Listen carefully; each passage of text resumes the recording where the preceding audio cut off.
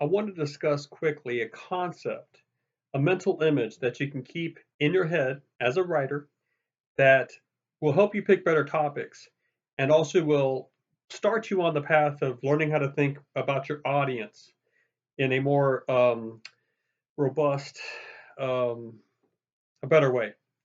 So, being able to know what sort of message you are delivering to what sort of audience and why it should be relevant to them and how to speak to them, what they know, what they don't know.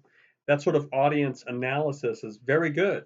And I have a chart coming about that down the line, but right now I just want to put this image in your head. You can see behind me the picture that I drew of Room 101.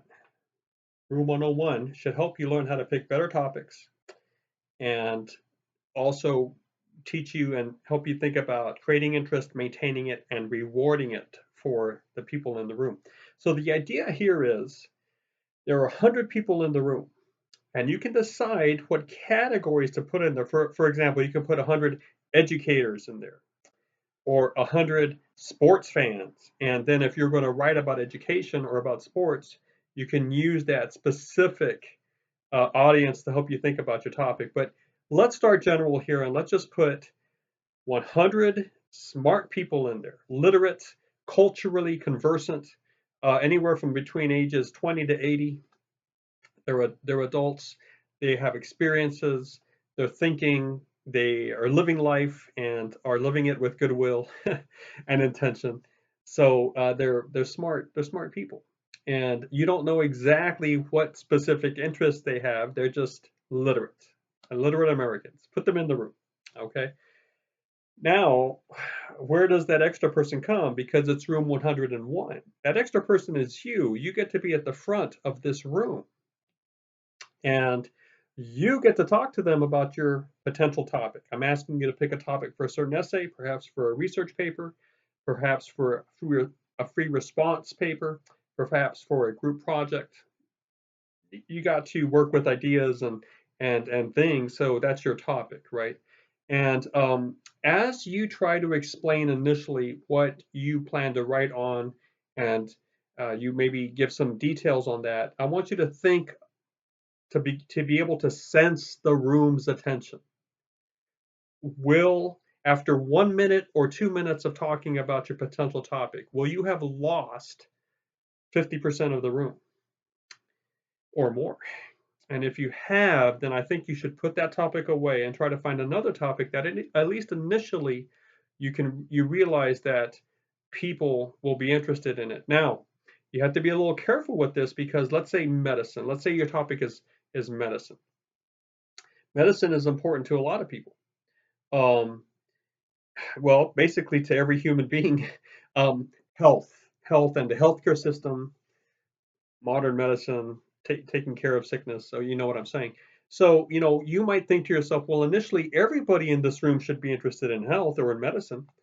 Yes, but what if you have such a specific approach, or you're talking about this one unique disease or problem or issue or part of the body that might be of particular interest to people studying that one thing, but not generally speaking. Okay, so there still can be ways where in general, the notion of the topic ought to be interesting to everyone in there.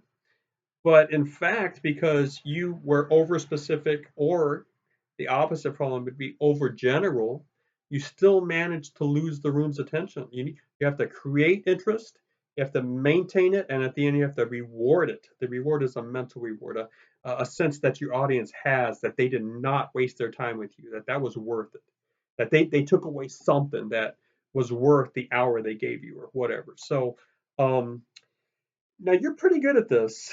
You're better than you think, perhaps. You just have to be honest with yourself, and you have to be able to. You might want to write about something.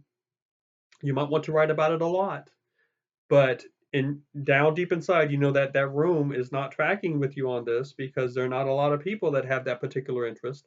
I would say to grow as a public writer, which is essentially what we're trying to do here, right? That's why it's going beyond just your personal journal and maybe the art or the poetry or the short stories or the aphorisms that you write to yourself. right? You're trying to learn how to write to someone else, get their attention, capture their attention, create interest, maintain it, reward it for them.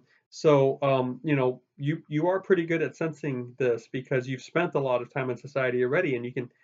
I just want you to be a little more intentional in getting better at sensing the room here. So remember, room 101, and as you begin to sit down to write basically any essay, ask yourself, I know Dr. Horn has to read this, but if this were to be out there among the published artifacts of the world, uh, in an accessible way, would anybody want to read this? Would anybody be interested in this? And then that might influence the amount of time you spend on that, or whether you even start on that writing project itself. Again, you're in college to learn specific skills, also to prepare for a job, but you have a unique opportunity to develop your mind. And the mind is a special mind. It's a mind that's very close to its divine creator. And that mind wants to communicate. That mind wants to create. That mind wants to curate, to take care of things. That mind is intrigued with beauty and truth. And the more that you begin that and realize that the mind also thinks in narrative and in story and in beginning, middle, end of a communication piece. Then I think that something like the Room 101 that teaches you how to think about external audience and how to create interest, maintain it, reward it for them becomes personal and powerful for you for the rest of your life.